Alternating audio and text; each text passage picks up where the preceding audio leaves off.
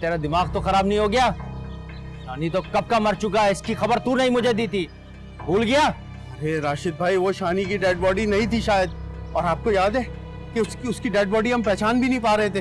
हाँ, उसके चेहरे पे बहुत गोलियां लगी, लेकिन हुलिया तो वही था। अरे राशिद भाई, मैं आपको बता रहा हूँ वो जिंदा है, जिंदा, और मैं उसे देख कर आ रहा हूँ अपनी आंखों से। शकील से शादी का मकसद यही था कि अब इस घर को वारिस तुम दो।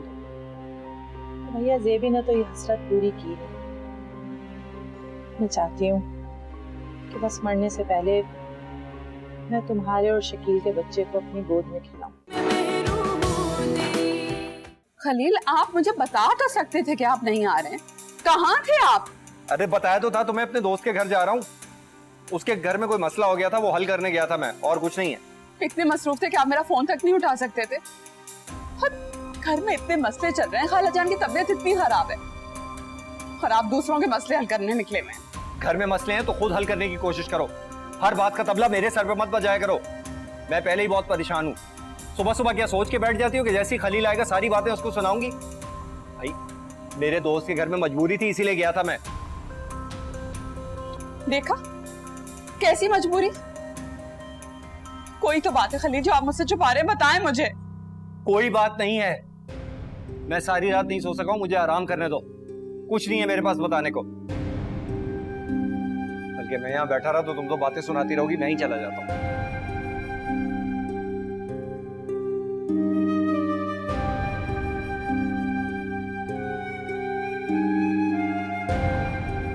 ये क्या बात हुई यार? मुझे बुलाकर तुम बाहर चली गई? पुप्पो के साथ मार्केट तक गई थी। क्या फिर से? जी हाँ, तुम्हें पता है ना पुप्पो कितनी जिद्दी है। उनका मेकअप का सामान खत्म हो गया था, बस वही दिलवाने गई थी। तुम्हारे अब्बू आज बहुत गुस्से में थे, हमेशा की तरह इतनी सारी बातें सुनाकर गए मुझे। पता है मुझे, वो तो चाहते ही नहीं है कि मैं खुशी खुशी जिंदगी गुजारूं। तुम एक काम करो ना, अपनी पुप्पो को सब कुछ बता दो, हो सकता है वो उन्हें समझाएं और तुम्हारे अब्बू सुधर जाएं। मैं जानती हूँ अब्बा वैसे ही गुस्सा करते हैं, लेकिन उनका दिल बहुत अच्छा है। वो मेरे लिए अच्छा ही सोचते हैं। वो चाहते हैं कि कोई मुझे बुरा भला ना कहे, मुझ पर उंगलियां ना उठाए। मैं समझ सकती हूँ, हर बाप अपने बच्चों के लिए अच्छा ही सोचता है। उसी तरह राशिद अंकल भी तुम्हारे लिए अच्छा ही सोचेंगे ना। मैं सोच रही हूँ खाने के लिए कुछ अच्छा सा बना लूँ अब्बा के लिए, लेकिन क्या बनाऊँ समझ नहीं आ रहा। तुम उनकी फेवरेट डिश बना दो।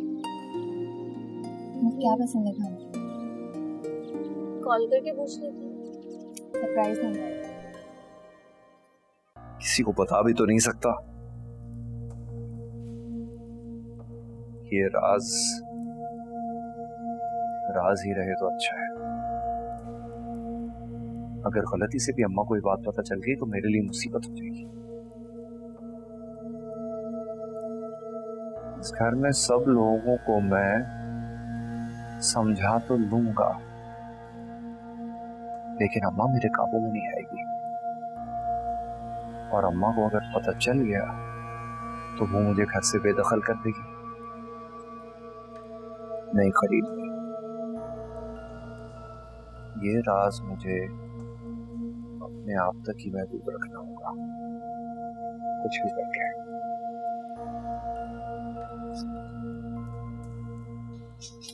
देख शानी, उसको ऐसे निढाल मत कर। मुझे पता है तुझे जरूरत है एक अच्छे दोस्त की, और इस बात को मत भूल कि हम एक जमाने में अच्छे दोस्त हुआ करते थे। 6 साल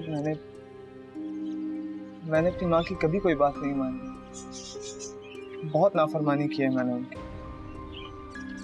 और मुझे लगता है ये सब मेरे करतूतों का ही नतीजा है कि वो मुझे छोड़कर चली गई।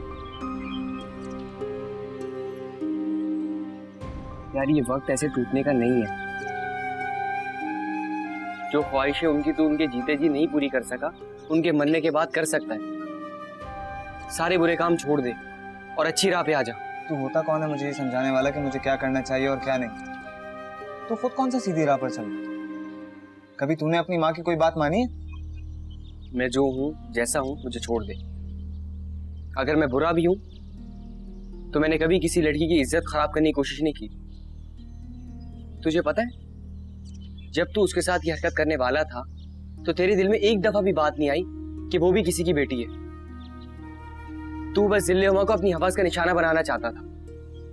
बता था ऐसा कि नहीं था? तू यहाँ जिले हुमा की हिमायत करने आया है या मुझे तसल्ली देने के लिए? देख, मुझसे जो भी गलतियां हुई मैं उनकी माफी मांग चुका हूँ, लेकिन अगर फिर भी तू चाहता है कि मैं जिले हुमा के आगे घुटने टेक दूं तो फिर मैं ये भी करने के लिए तैयार हूँ। नहीं भाई, बिल्कुल नहीं। तू वहां हरगिज मत आना, क्योंकि वो लोग समझते हैं कि तू मर चुका है। क्या? हाँ, इसीलिए तू अभी तक जिंदा है, वरना राशिद भाई तुझे कब का मार चुके होते।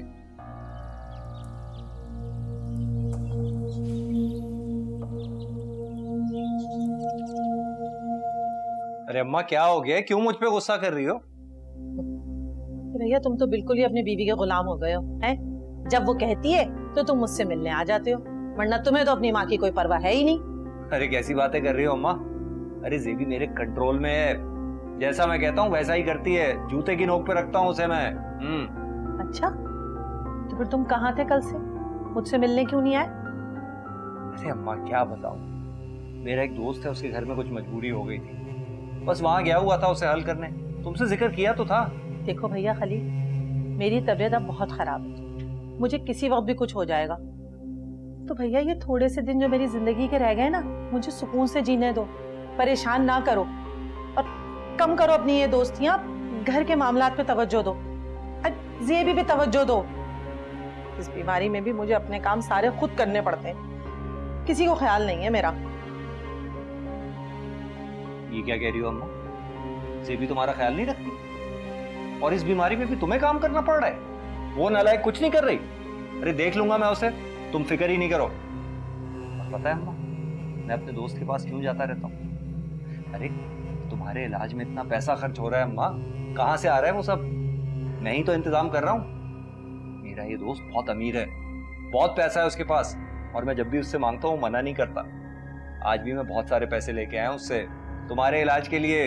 अरे बेहतरीन डॉक्टर को दिखाएंगे, तुम बिल्कुल ठीक हो जाओगी अम्मा। हाँ भैया पता नहीं कब लेके जाओगे।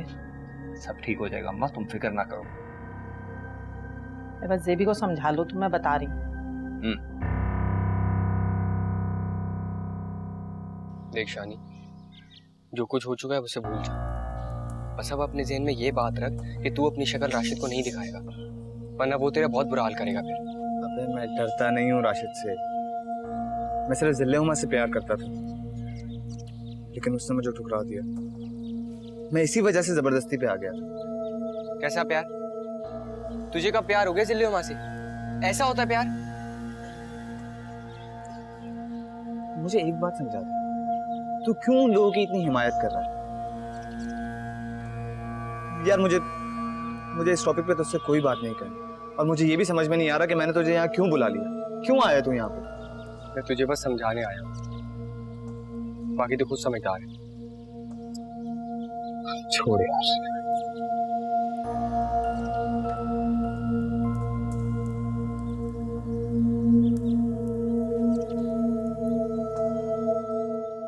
मुझे तुम्हारी बिल्कुल समझ नहीं आ रही। कितनी बार तुम्हें समझाया है उस औरत को घर से बाहर निकाल दो, तुम फिर भी उसके साथ रह रहे हो। अरे उसने तुम्हारे भाई पे इतना घटिया इल्जाम लगाया, फिर भी तुम पे कोई असर नहीं होता।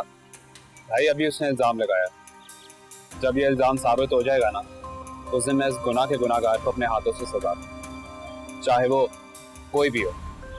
यानी तुम कहना चाह रहे हो कि तुम्हें अभी अपने भाई पे यकीन नहीं है? तुम्हें लगता है कि मैंने ये गुनाह किया है? ऐसी बात नहीं है, मुझे आप पे यकीन है, आप ऐसा नहीं कर सकते। भाई मैं चुप हूं तो सिर्फ अम्मी की वजह से।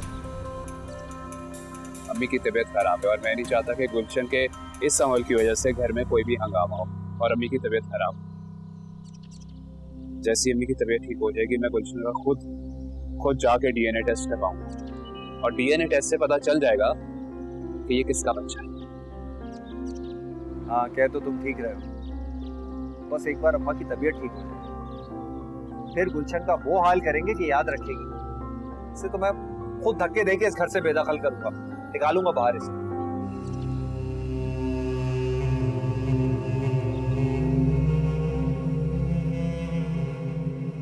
शानी, कहाँ जा रहे हो? ये किसका सामान है? बेगम साहबा ये जवेदिया मैडम का सामान है। वो किसी काम से दुबई जा रही है ना, तो उन्होंने मुझसे कहा कि मेरा सामान पैक कर दो, तो मैंने कर दिया। दुबई? अब तुम्हें पता है कि वो किस लिए जा रही है? नहीं बेगम साहबा, इस बात को तो मुझे इल्म नहीं है, लेकिन हाँ मैंने उन्हें इस सिलसिले में किसी से बात करते हुए सुना था। बात करते? क्या बात कर रही थी? मेरे ख्याल से वो किसी बिजनेस के हवाले से बात कर रही थी और वो दुबई अपनी किसी बिजनेस मीटिंग के सिलसिले में जा रही हैं।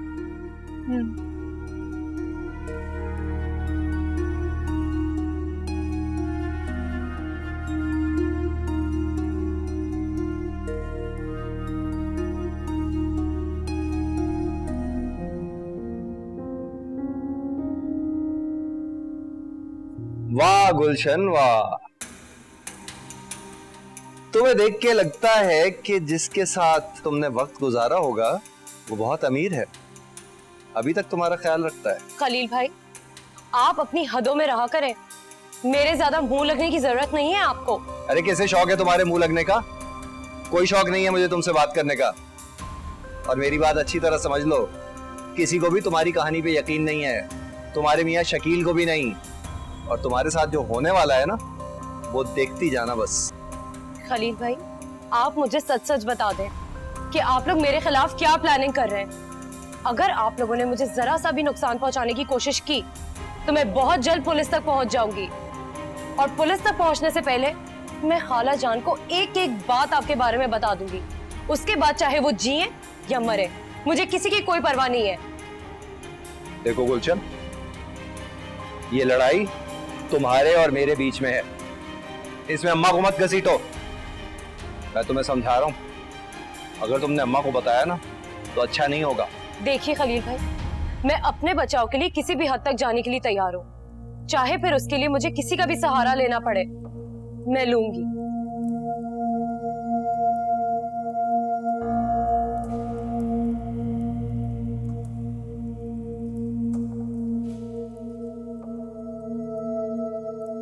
अब्बा कहाँ है? मैं तुमसे बात कर रही हूँ, अब्बा कहाँ है? देखो राशिद भाई ने मुझे सख्ती से मना किया कि मैं तुम दोनों को नहीं बताऊं कि वो कहाँ है। क्यों? तुम क्यों नहीं बता सकते?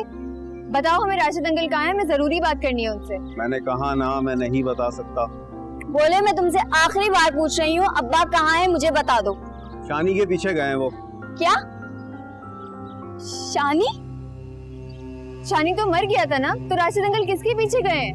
हाँ, अब्बा ने मुझे खुद कहा था कि शानी मर चुका है। शानी मरा नहीं है, बल्कि उस दिन जो बंदा मरा था वो कोई और था। लाश की हालत इतनी खराब थी कि हम लोग सही तरह पहचान भी नहीं सके, मगर हुलिये से वो लग रहा था कि शानी ही है। क्या वो शानी नहीं था? नहीं, वो शानी नहीं थी, बल्कि शानी जिंदा है, और मेरा ख्याल है कि अब वो हकीकत में मरने वाला है। राशिद भाई बहुत गुस्से में गए उसके पीछे। तुमने उन्हें रोका क्यों नहीं? ऐसे जाने कैसे दिया? तुम पागल तो नहीं हो? फरा, मुझे अब्बा के पास ले चलो। भोले में बताओ कि राशिद अंकल कहाँ हैं, हमें उनके पास लेके चलो। नहीं, मैं तुम्हें वहां नहीं ले जा सकता, क्योंकि राशिद भाई ने मुझे सख्ती से मना किया है कि मैं तुम दोनों को घर से बाहर निकलने ना दूं। क्या मतलब है तुम्हारा? क्या बातें कर रही है? मैंने कहा ना तुम लोग नहीं जा सकते बाहर। जाओ अंदर, जाओ।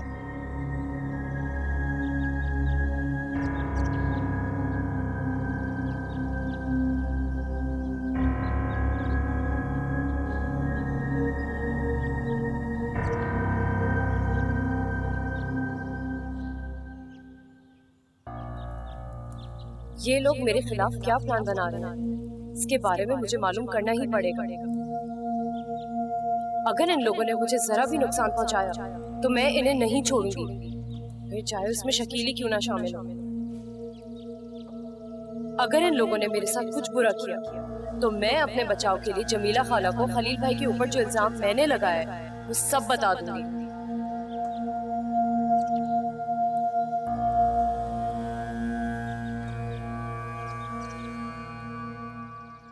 ये लो पानी पियो। मुझे अब्बा के पास ले चलो। खुद को संभालो जिले माँ, राशिद अंकल को कुछ नहीं होगा, वो आ जाएंगे। मुझे बहुत डर लग रहा है, अब्बा के सर पर खून सवार है, वो शानी को मार देंगे। मुझे ले चलो उनके पास। मैं तो कह रही हूँ कि पप्पू को सब कुछ बता दो, हो सकता है वही हमारी मदद कर सके। नहीं, पप्पू को कुछ मत बताना, वो सो रही है, उन्हें सोने दो। मुझे समझ नहीं आता पता क्या होगा। अच्छा ठीक है, मैं पप्पू को कुछ नहीं बता रही, संभालो कुछ। मेरे अब्बा के सिवा कोई नहीं है परा।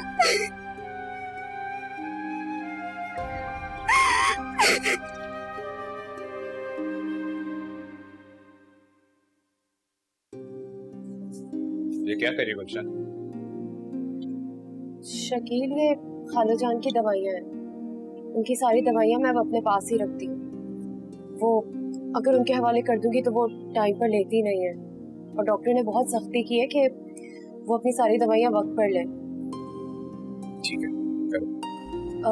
शकील, वो मैंने कुछ पैसे भी जमा किए हुए हैं, वक्त आने पर अगर खाला जान की दवाइयों के लिए चाहिए हुए हो तो इसलिए अगर आपको जरूरत हो तो प्लीज मुझसे कह दीजिएगा। ठीक है।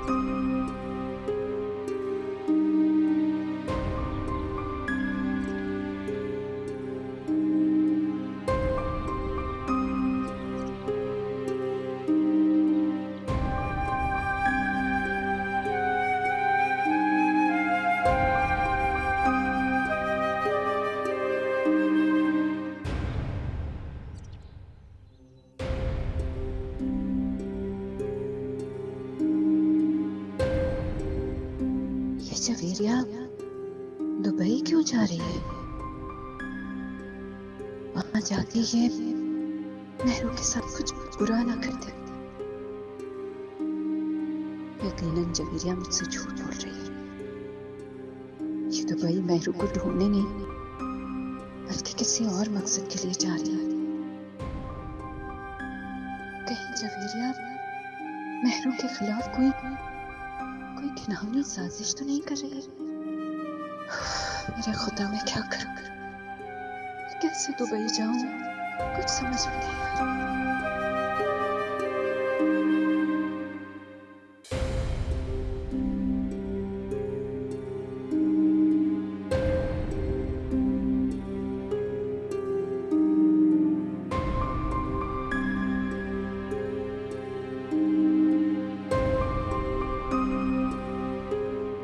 क्या हो गया भाई? इतनी खामोशी क्यों है? कुछ बोल क्यों नहीं रहे तुम लोग? बात क्या है? खलील, वो खाला जान। क्या हुआ अम्मा को? कुछ नहीं हुआ, डॉक्टर के पास लेकर गए थे। डॉक्टर कह रहे हैं हार्ट की प्रॉब्लम। अरे ये तो डॉक्टर पहले भी कह चुका है, कुछ नहीं होगा अम्मा को, ठीक हो जाएगी अम्मा।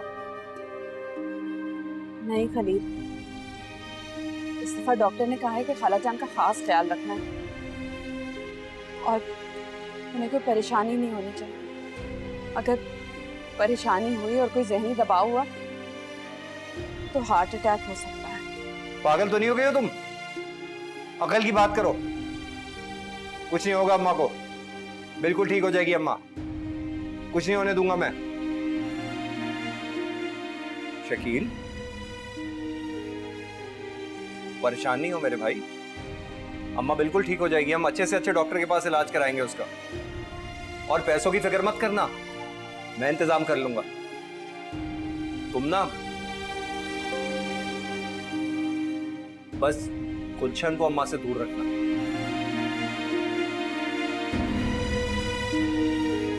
उसने अगर अपना मुंह अम्मा के सामने खोल दिया तो अम्मा की तबीयत ना बिगड़ जाए। तुम समझ रहे हो ना? भाई आप परेशान ना हो, गुलशन अम्मी से कोई बात नहीं करेगी।